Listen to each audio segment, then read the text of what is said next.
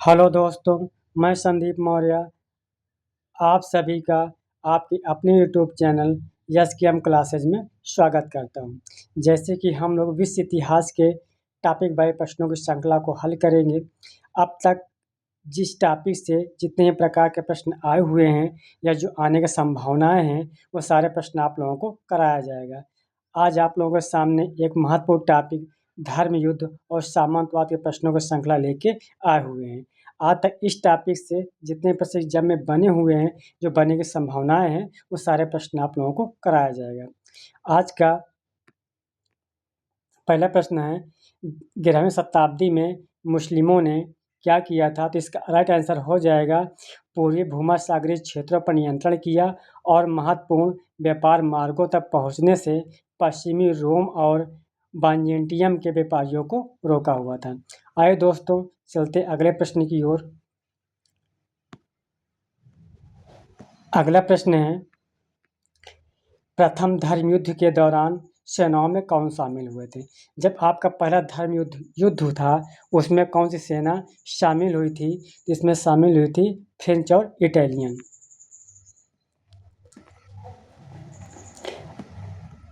अगला प्रश्न है, किस पर, यहाँ पे हो जाएगा स्टार्टिंग में, किस पर अरब के कब्जे ने धर्म युद्ध आरंभ कर दिया था?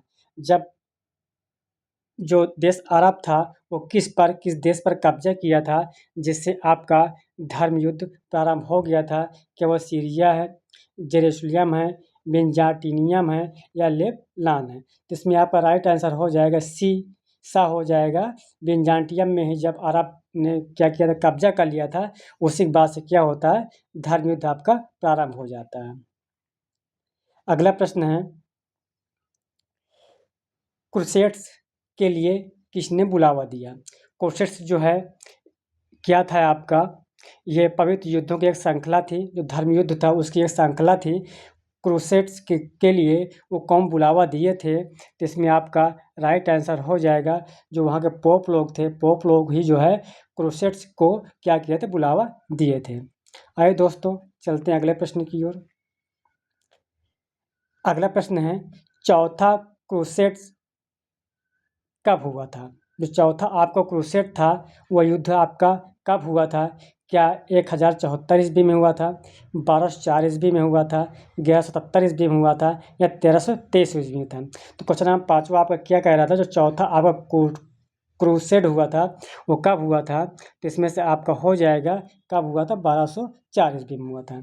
आइए दोस्तों, चलते अगले प्रश्न की ओर। अगला प्रश्न है, क्रूसेड थे, जो क्रूसेड लोग थे वो कौन थे? तो क्वेश्चन नंबर 6 में आपको हो जाएगा, वो क्या थे आपके, क्या थे? ईसाइयों द्वारा किए गए पवित्र युद्धों की एक श्रृंखला थे। आइए दोस्तों, चलते हैं अगले प्रश्न की ओर। क्रूसेड कौन थे? क्या वो महंगी विफलता थी या सफल लोग थे? आखिरकार अनिर्णायक क्योंकि मुसलमानों को पूरी तरह से निष्कासित नहीं किया गया था या निष्फल थे? तो इसमें से आपका हो जाएगा सा, आखिरकार निर्णायक क्योंकि मुसलमानों को पूरी तरह से निष्कासित नहीं किया गया था।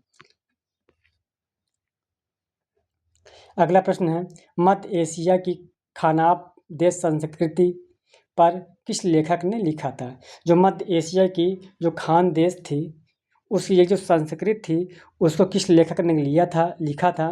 तो 8 में आपका हो जाएगा, वो कौन से लेखक थे जो खान देश के बारे में आपके लिखे थे? तो ओवेन लट्टिमोर थे। ओवेन लट्टिमोर ही जो है मध्य एशिया खान देश के बारे में लिखे थे।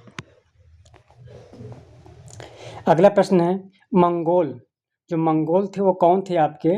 तो क्वेश्चन नंबर 9 में हो जाएगा, जो मंगोल लोग थे आपके कौन थे? जो है प्रारंभ में घोड़ों का पालन पोषण करने वाले खनाब देश लोग और चरवाहे थे। आइए दोस्तों, चलते अगले प्रश्न की ओर। अगला प्रश्न है, निम्नलिखित मंगोल शासकों पर क्या करिए आप लोग विचार कीजिए। निम्नलिखित मंगोल शासकों पर विचार कीजिए। इसका आप लोगों का क्रम लगाना है कि कौन से मंगोल शासक थे, वो कब कब शासन किए, वो कब, या तो उनका कालक्रम क्या था। तो आप लोग कालक्रम लगाना है। तो इसमें से आपका क्वेश्चन नंबर 10 में आपका हो जाएगा 2 3 2 1 3। तो आपका ए नंबर आपका सही हो जाएगा। आइए दोस्तों, चलते हैं अगले प्रश्न की ओर। अगला प्रश्न है, कौन से विद्वान ने 1000 ईस्वी से 1500 ईस्वी तक आंतरिक एशियाई खनाब देशों को विश्व इतिहास के केंद्र में रखा था? ऐसे कौन से विद्वान हैं जब 1000 ईस्वी से 1500 ईस्वी तक एशियाई जो खान देश थे विश्व के केंद्र में किसने रखा था? ओवेन लटमोर थे या विलियम मैकलिन थे, निकोला डी कास्मो थे या स्वेन हेडिन थे? तो क्वेश्चन नंबर 11 में आपका हो जाएगा वो कौन थे? आपके विलियम मैकलिन थे। आइए दोस्तों चलते अगले प्रश्न की ओर। अगला प्रश्न है, मध्ययुगीन यूरोप की मुख्य विशेषता क्या थी? जो मध्ययुगीन आपके यूरोप थे तो उसकी विशेषता क्या थी? तो क्वेश्चन नंबर आपका 12 में हो जाएगा उनकी विशेषता क्या थी? वे सामंतवाद थे। आइए दोस्तों चलते अगले प्रश्न की ओर। अगला प्रश्न है, सामंती संबंध में क्या शामिल होता है? जो सामंतवाद का आपका उदय हुआ था या सामंती संबंध में क्या क्या शामिल है? तो क्वेश्चन नंबर आपका 13 का आंसर हो जाएगा आर्थिक संबंध और सामाजिक, राजनीतिक, धार्मिक, कानूनी और नैतिक क्षेत्र था। आइए दोस्तों चलते हैं अगले प्रश्न की ओर। अगला प्रश्न है, सामंतवाद के संबंध में क्या सही नहीं है? इसने भूमि को सभी संबंधों का आधार बनाया, इसने कृषि को मुख्य कार्य बना दिया, इसमें कस्बों की तुलना में अधिक गांव थे, इसने राजभक्ति के पश्चिमी तत्व ज्ञान को अपनाया था। तो क्वेश्चन नंबर आप लोग बताइएगा 14 का। आप लोग वीडियो देखिए, साथ में आप लोग कमेंट कीजिएगा ताकि जिससे आप लोगों को याद भी होता रहे। तो क्वेश्चन नंबर 14 में हो जाएगा, इसने राजभक्ति के पश्चिमी तत्व ज्ञान को अपनाया था। आइए दोस्तों चलते अगले प्रश्न की ओर। सामंतवाद के बारे में निम्न में से क्या सही है? आप लोग बताना है कि सामंतवाद के बारे में क्या आपका कौन सा सही है। तो इसमें क्वेश्चन 15 में आपका हो जाएगा आपका क्या सही है। यह एक भूमि आधारित सामाजिक, आर्थिक और राजनीतिक व्यवस्था थी। आइए दोस्तों चलते अगले प्रश्न की ओर। निम्न में से कौन सा राजा प्रारंभिक सामंत व्यवस्था से घनिष्ठ रूप से जुड़ा हुआ था? ऐसा कौन सा शासक था जो प्रारंभिक सामंतवाद था या जो सामंतवादी व्यवस्था थी उससे घनिष्ठ रूप से कौन जुड़ा हुआ था? तो क्वेश्चन नंबर 16 में आपका हो जाएगा चार्लमेने। आइए दोस्तों चलते अगले प्रश्न की ओर। अगला प्रश्न है, गांशहोप ने किस विषय पर लिखा था?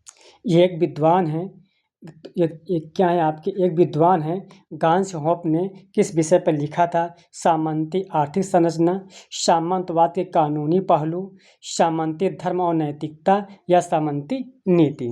तो इन्होंने जो लिखे थे वो क्या लिखे थे? सामंतवाद के कानूनी पहल पर लिखे थे। आइए दोस्तों चलते अगले प्रश्न की ओर।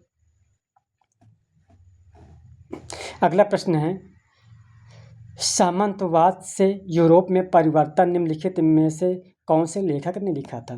जो सामंतवाद में यूरोप में परिवर्तन हुआ था, ऐसे कौन से लेखक जो है सामंतवाद के बारे में लिखते हैं?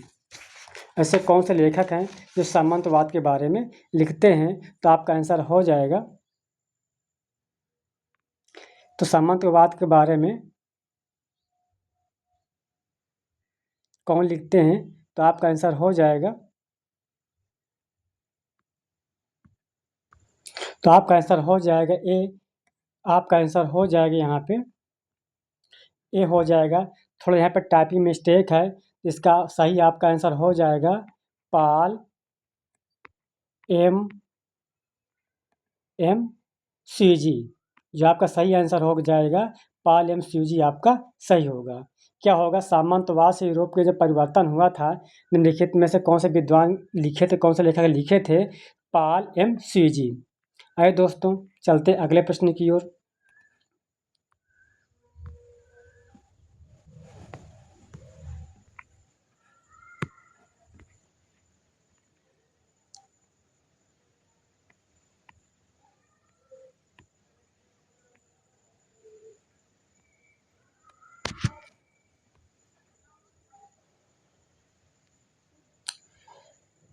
अगला प्रश्न है,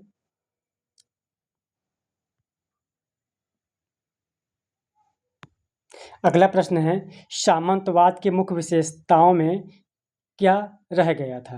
तो सामंतवाद है, सामंतवाद जो मुख्य विशेषता है वो क्या है?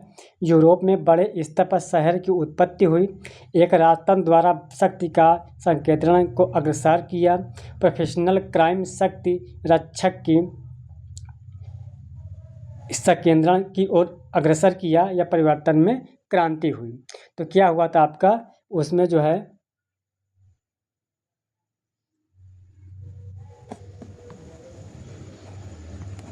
तो आपका राइट आंसर हो जाएगा, आपका राइट आंसर हो जाएगा, क्या हो जाएगा आपका सी, क्या हो जाएगा?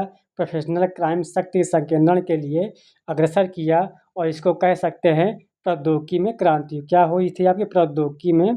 अगर ऑप्शन आपका ये नहीं है तो आप लिख दीजिएगा प्रौद्योगिकी में क्या हुई थी आपकी, प्रौद्योगिकी में क्रांति हुई थी। क्या हुई थी आपकी प्रौद्योगिकी में क्रांति हुई थी। आइए दोस्तों चलते हैं अगले प्रश्न की ओर। अगला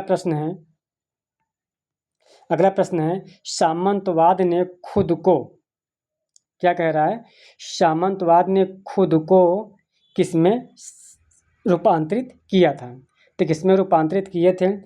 तो आपका आंसर हो जाएगा, क्या हो जाएगा? कैरोलिंगियन साम्राज्य में परिवर्तन किए थे। अगला प्रश्न आप लोगों के सामने है। अगला प्रश्न क्या है, सामंतवाद किस शताब्दी में शुरू हुआ था? तो आपका राइट आंसर हो जाए कब हुआ था? 11वीं और 12वीं शताब्दी में आपका शुरू हुआ था। आइए दोस्तों चलते हैं अगले प्रश्न की ओर। अगला प्रश्न है, रोलैंड का गीत सॉन्ग ऑफ रोलैंड क्या है? जो रोलैंड हैं, जो सामंतवादी युग के एक विद्वान है, रोलैंड के गीत जो है सॉन्ग ऑफ रोलैंड क्या है? तो आपका राइट आंसर हो जाएगा, क्या है वो? थोड़ा और ऊपर करना होगा। तो आपका वो क्या है? तो आपको जो है चार्लमेने के समय की एक महान महाकाव्य कविता है, और इसमें थोड़ा टाइपिंग मिस्टेक हो गया है। यहाँ से ये कविता है जो 778 में चार्लमेने का समय का महाकाव्य कविता दोनों है। आपका राइट आंसर हो जाएगा डी। आइए दोस्तों चलते हैं अगले प्रश्न की ओर। अगला प्रश्न है, किस लेखक ने सामंती युग के दौरान कृषि उत्पादकता पर लिखा था? ऐसा कौन सा लेखक है जो सामंती युग के दौरान जो है कृषि उत्पादकता पर आपके लिखे थे? वो आपके कौन से हैं? तो आपका हो जाएगा जॉर्जेस दुबे और लिनहार्ट। आइए दोस्तों चलते हैं अगला प्रश्न है। अगला प्रश्न, सामंतवाद के लिए निम्नलिखित में से कौन सा कारण था? जब सामंतवाद आपका स्टार्ट हुआ था, इसमें से आपको बताना है कौन सा कारण था। तो आपको, क्योंकि आपको जब चैप्टर पढ़ाया जा रहा है वो धर्मयुद्ध है और सामंतवाद है, तो आपका क्या था उस समय सामंतवाद का उदय हुआ था, कौन सा कारण था आपका? धर्मयुद्ध। बिल्कुल सही हो जाएगा। आइए दोस्तों चलते अगले प्रश्न की ओर। अगला प्रश्न क्या है, परिवर्तनवाद विवाद किसे संदर्भित करता है? जो आपका परिवर्तनवाद विवाद था वो किसे संदर्भित करता है? तो आपका राइट आंसर हो जाएगा सामंतवाद से पूंजीवाद में परिवर्तन। अगला प्रश्न है, प्रभावन के बिना कोई संपूर्ण नहीं है, यह कथन किससे संबंधित है? प्रभावन के बिना, या यहाँ क्या है, यहाँ पे भगवान के बिना कोई संपूर्ण नहीं है, यह कथन किससे संबंधित है? तो आपका राइट आंसर हो जाए किससे संबंधित है? आपका सामंतवाद। किससे है आपका? सामंतवाद। आपका जो है सामंतवाद से संबंधित है।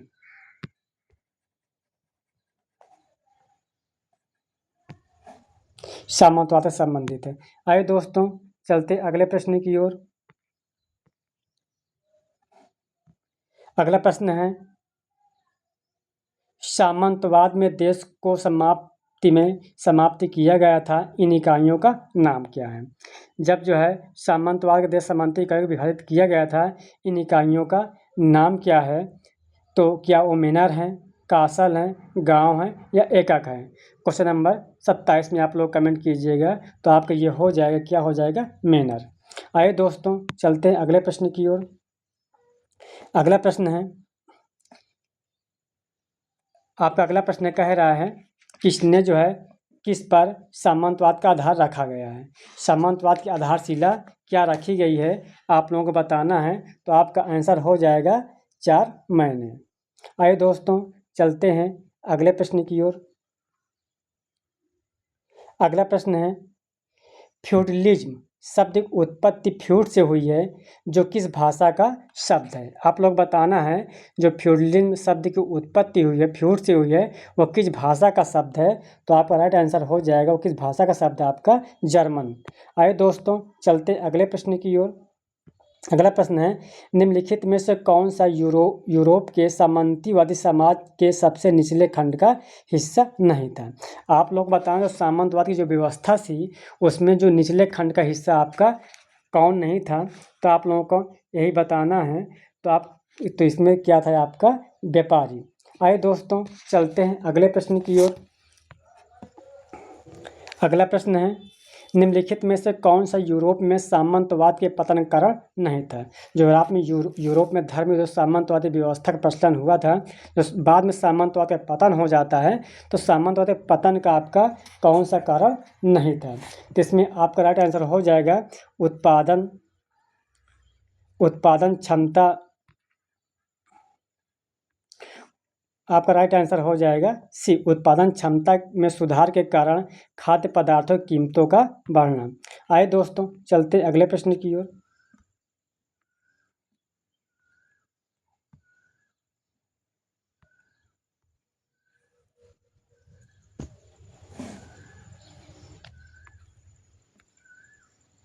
अगला प्रश्न है निम्नलिखित में से कौन सा सही नहीं है। आप लोग बताना है इसमें से आपका कौन सही नहीं है। तो आपका इसमें आंसर हो जाएगा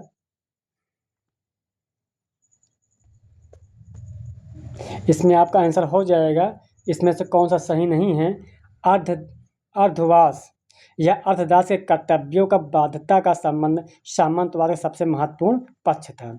आइए दोस्तों चलते अगले प्रश्न की ओर। अगला प्रश्न है कि मार्क ब्लॉक के अनुसार निम्नलिखित में से कौन सी यूरोपीय सामंतवादी संस्था की विशेषता नहीं है। आप लोग बताना है निम्नलिखित में से कौन सी यूरोपीय सामंतवादी की व्यवस्था नहीं है। तो आपका राइट आंसर हो जाएगा राजनीतिक संरचना का केंद्रीकरण। जो राजनीतिक संरचना का केंद्रीकरण था यही आपकी सामंतवादी व्यवस्था की विशेषता नहीं है। दोस्तों आज की क्लास का आज के टॉपिक का धर्म विरोधी सामंतवाद की आखिरी क्वेश्चन था। आप लोगों को क्लास कैसी लगी है आप लोग कमेंट बॉक्स में अवश्य बताइएगा। अगर चैनल में पहली बार चैनल सब्सक्राइब वीडियो को लाइक अवश्य कीजिएगा और इस सेशन को अपने दोस्तों को अवश्य शेयर कीजिएगा। हम लोग विश्व इतिहास के महत्वपूर्ण चैप्टर के महत्वपूर्ण प्रश्नों को श्रृंखला को हल करेंगे। अब तक जो एग्जाम में आए हुए हैं वो भी कराया जाएंगे जो आने की संभावनाएं होंगी वो भी कराया जाएगा। कल हम लोग लेके आएंगे पुनर्जागरण आंदोलन का प्रश्नों की श्रृंखला को। हम लोग मिलते हैं कल। Okay thank you.